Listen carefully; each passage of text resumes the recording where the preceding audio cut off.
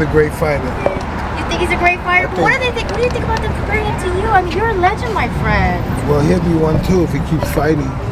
Oh, okay. So why I think that is I've never seen anyone who was as big as this kid move as well as he does. For you to be that big, like 6'5", 250 pounds at only 20 years old, to move that well on your feet, to have talents are so crazy, especially at this age, okay? It is so, what is he, 20, 21? And you know, he's starting to get compared to Mike Tyson as far as his trajectory. Mike Tyson praised Moses Itauma with powerful words, noting the qualities that set him apart from today's generation of fighters. Unlike many modern boxers, Itauma brings a raw hunger, unwavering focus, and the relentless determination that defines a true champion. Tyson emphasized that lasting greatness is earned through consistency, discipline, and the ability to learn from defeat with dignity. With these attributes, Itauma is not only making a strong impression in the heavyweight division but is also on a path to surpass his peers and cement his legacy as a future legend of boxing.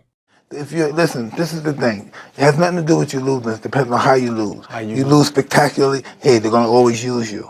Depends on how you lose. You can lose and win at the same time. Yeah, your stock can go up. Yeah. Some people be like, "Oh, you undefeated? You don't know? You don't understand?" It's like, no, I do understand. Yes, you do understand. I came out on top, but I took the risk, and I had some close ones. But I also remember my last loss and how that made me feel, which made me not want to, lose again. Mm-hmm. And I just think that, given the climate of the game now with the social, like, you get crucified in boxing if you lose a fight. Because they don't, the people that watch boxing now don't understand boxing. They look at it from a physical perspective. I agree with that. They don't understand it at all. Yeah.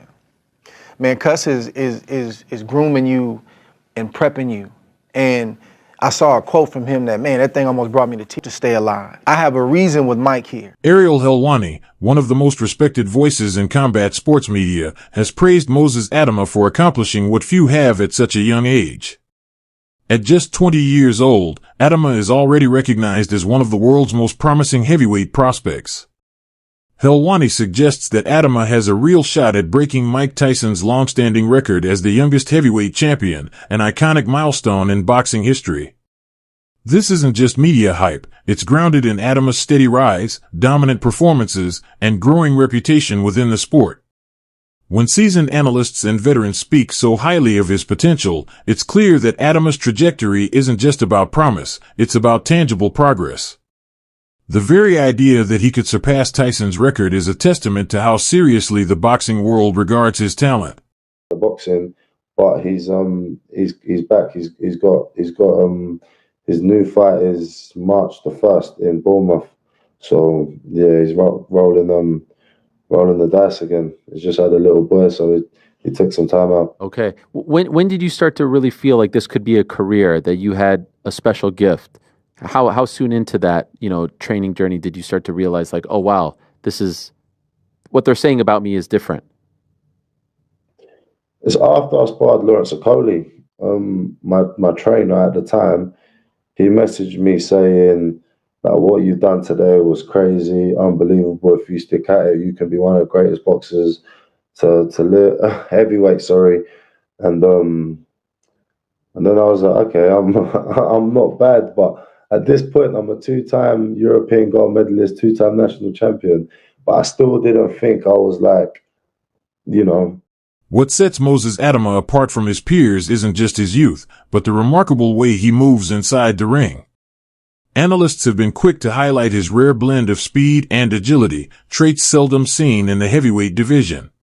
While most heavyweights are known for their sheer power and imposing size, Itauma defies that stereotype. At just 20 years old, he exhibits the kind of fluid footwork and reflexes typically found in much lighter weight classes.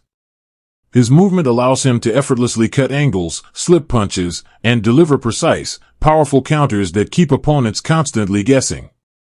It's this striking contrast between his physical stature and his athleticism that has experts excited. Itauma isn't just a heavy hitter, he's a well-rounded, dynamic fighter with the skill set to outmaneuver even the most experienced heavyweights. Why I think that is I've never seen anyone who was as big as this kid move as well as he does. For you to be that big, like 6'5", 250 pounds at only 20 years old, to move that well on your feet, to have that level of speed and power, when have we ever seen that before in the history of boxing? Ever. In the last 30 years even. You look at Lennox Lewis, he didn't fucking move like that for the weight. No way. As good as he was, he didn't move like that. AJ, hell of an athlete, he didn't move like that. Tyson Fury was a good mover for a big bloke. He doesn't move like that. He hasn't got that explosive speed. We're witnessing something so fucking special here. This is the most exciting combat sports athlete, any sport, MMA, boxing, whatever you want to talk about, in the world. And he's 20 years old. It's unbelievable. And I get that a lot of people have doubted him because it's hard to believe that guys who you've respected for the last 15 years can get in a boxing ring against a 20-year-old kid and get the shit beaten out of them. And that emotional connection will make you want to, oh, maybe this will happen. Oh, Dillian White's, he's training hard, he looks in shape. No. It doesn't matter what version of Dillian White shows up. Dillian White could go back through his entire fucking career and pick any version of himself out. You're getting smoked by Moses Itauma because the level difference, it's fucking huge. That's why I only gave him 2 rounds. And I respect Dillian White. I think he is a tough guy. He has had a good career. But just look at the way Dillian White moves, man. And look at the way Moses Itauma moves. This was a really easy one to predict, actually. People are comparing him to Mike Tyson. It's a hell of a compliment. The comparison made by Showbiz the Adult underscores the significance of Moses Itauma's dominant performance against Dillian White. Much like the doubts that surrounded a young Mike Tyson before he dismantled Michael Spinks in under 2 minutes, skeptics questioned whether Itauma was ready for a challenge of this caliber. The fight provided a definitive answer. Itauma displayed devastating power, composure, and a ruthless edge that immediately drew parallels to Tyson's breakout moment. The storyline was strikingly similar, a young, unproven fighter under intense scrutiny, silencing critics in dramatic fashion. This wasn't just another victory, it was a statement win that demanded respect and shifted the entire conversation around Itauma's future in boxing. Experience bout and stuff like that. And, you know, we never see Moses in this situation, something like that. And I responded by saying, this is going to be Mike Tyson Spinks. Remember that? Moses will get hit so hard the first. He going to be gun shy for the rest of the fight, like Ryan versus Rolly. It's different level. He ain't been tested. That's what he said about. I remember those exact words when Iron Mike Tyson fought Michael Spinks. They said Mike Tyson never been in a ring with somebody of the caliber of Spinks. I'll never forget. So let's see. And damn it, how identical this shit is just mind-blowing. Check this out. Dillian White looks a little big-eyed for me. He looks a little. When comparisons to Mike Tyson first began to surface around Moses Itauma, they were both flattering and weighty. Tyson, after all, remains one of the most iconic heavyweights in boxing history, known for his ferocity, dominance, and brilliance at a young age. But Itauma has made it clear, he's not aiming to become the next Tyson. Instead, he's focused on forging his own path and building a legacy that stands apart. Much like Anthony Joshua and other modern greats who have defined their own journeys, Itauma's response reflects a remarkable level of maturity. At just 20 years old, he already understands that true greatness isn't achieved through imitation, but by becoming a name in his own right. His determination to be remembered as Moses Itauma, not as a reflection of someone else, shows a mindset that often separates future legends from those who buckle under the weight of expectations. Good thing though, when people are talking about you and people are, talking about you being maybe the next youngest world heavyweight champion after Mike Tyson, trying to break that record. You're 19 years of age now, talking about your last performance, Marius Wack. Big guy, strong guy, been in there, seen it, done it, boxed everyone, was expected to give you rounds. You went in there and took him apart in 2, right? So them expectations are obviously going to be talked about. People are obviously going to do that and compare you with the likes of Mike Tyson, and that is a good thing. And I think the champions feed off that sort of stuff, and that's what you do. You don't let the pressure get you, but you deliver in your performances. Yeah, like do you know what? I've kind of put myself with kind of making the comparison with me and Mike Tyson with completely different styles or whatnot, but I never really wanted to compare to no one. I kind of want to set my own path, like I said multiple times. Like, obviously, Joshua, Fury, Usyk, Tyson, all them lot, they've set their own path, so I want to set my own. I think it's the age thing, isn't it? With Yeah, the Mike 100%. Tyson thing, you know, where he become the youngest world heavyweight champion, 20 years of age and X amount of months, whatever that was. You're 19. You know, you put yourself in a position now that Frank Warren was on here talking about you boxing Fabio Wardley, Fraser Clark. He said tomorrow, now. That's the sort of level he sees you at. Of course. If you look at my last fight, obviously that's where they all get their confidence from. Ade Oladipo captured a sentiment that's gaining traction across the boxing world. Not every great fighter needs to endure a string of grueling tests to prove their worth. Some exhibit championship qualities well before a title ever touches their waist, and Moses Itauma's dominant performance against Dillian Whyte was exactly that kind of moment. Rather than relying on a drawn-out battle to showcase his skill, Itauma delivered a clear, emphatic statement in a single night. His speed, timing, and composure spoke volumes, leaving no room for doubt. Oladipo's insight reflects a broader shift in perception. Itauma isn't just a promising prospect, he's already forcing skeptics to reconsider. Sometimes, greatness doesn't need to be proven over time. Sometimes, it's undeniable from the start. He is a heavyweight that moves like a lightweight. Sorry, a light heavyweight. Certainly doesn't move like a lightweight, but a light heavyweight. He just darts in and out so quickly.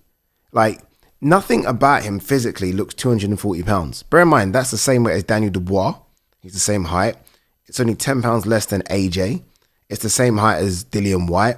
I'm sorry, same weight as Dillian Whyte. But you look at his frame, he doesn't look that heavy. It's almost like he's very, I don't know, maybe a lot of that weight's in his legs, but he seems to move and glide around the ring so freely. So yeah, look, I'm very excited about him. I thought that if I watched it again, because obviously I made the video yesterday immediately after watching the fight, so I was very high. And I thought, okay, let me watch it again and maybe calm down a little bit. If anything, I've got higher. If anything, I've gone higher. I think he's incredible. I was at the airport with Lee Wood. And Lee Wood, obviously trained by Ben Davison. Lee Wood sees him train all the time. And he was like, dude, I'm not surprised. Like, I see this guy train all the time. I see what he does. I see who he spars. And sometimes you got to listen to those people. Again, we're not privy to any of that. All we see is a couple of rounds or 2 minutes on Fight Night. We don't see anything else where people like Lee see it week in, week out. So, look, I think he's incredible. Let's not waste no time. I've already wasted, 5 minutes or so. Let's talk about potential opponents. And this doesn't include, again, the top 3 guys. So this doesn't include Alexander Usyk. I'll tell you who it doesn't include. It doesn't include Alexander Usyk. There's always and often rumors after a fight when a fighter gets blown out there early that there's some kind of injury. But what really intrigued me building up to this fight, and on the live stream, people who see me, I was kind of confused by it, was why this has become a 10-rounder suddenly. I thought this was a 12-round fight. It was for various international belts and all that kind of stuff. I didn't see any reason why this wouldn't be a 12-rounder, especially when it's a pay-per-view main event. And I assumed that the reduction to 10 rounds indicated that there may have been an injury to Itauma with him being the A side, but then seeing the fact that Dillian Whyte walked second to the ring tells me he maybe had a bit more negotiating power in this than I first thought, which then leads me to believe that potentially this rumor of him having an injury is actually true, and he wanted to reduce it to 10 rounds because of some sort of pre-fight issue. Now look, again, we don't really know if there was an issue with Whyte, but he did look a bit sort of tender and he walked to the ring somewhat gingerly. I didn't read anything into that because I wasn't sure if he was just relaxed. But look, some people are saying he was injured. Sonny Edwards has posted that on Instagram. Sonny Edwards is obviously someone more in the know than I will ever be in terms of having his finger on the button, hearing rumors and all that kind of stuff. So I'm inclined to believe there may be some truth to it. But at the same time, once again, I want to reiterate, I always predicted Itauma to win this fight. I just didn't think he'd do it as quickly as he did. This might explain why Dillian Whyte couldn't even last a few rounds. But at the same time, when I watch back those tactical details that I just showed you, that's stuff Dillian Whyte's always done. That's nothing to do with a leg injury. And I fully believe that Itauma's work in there was smart. It was an executed game plan. And would a Dillian Whyte with a leg injury have behaved any differently? Or sorry, with or without a leg injury behaved any differently? I don't think so. I think that the issue with Whyte is, and the reason he couldn't take him rounds, and I texted Jamie, me and Jamie were texting afterwards from Boxing Live. And I said to him, the problem with Whyte is his weaknesses are too well documented. That's why he was not able to go as long as a Balogun, in my opinion. Everybody knows what Dillian Whyte's issues are. I suppose that I just felt he could get in there and survive a bit longer, fight very, very reserved and cautious and take him rounds and then try and get him to make mistakes. But he couldn't even do that. And I think the biggest thing I've learned from this is that Itauma can execute under pressure. And because there was pressure in this fight, don't get me wrong. Now, he said after the fight that the Balogun fight was actually more pressure for him because he was supposed to win that so easily, whereas with this, he saw it as a genuine contest. He felt more relaxed. To me, that's fine. You can think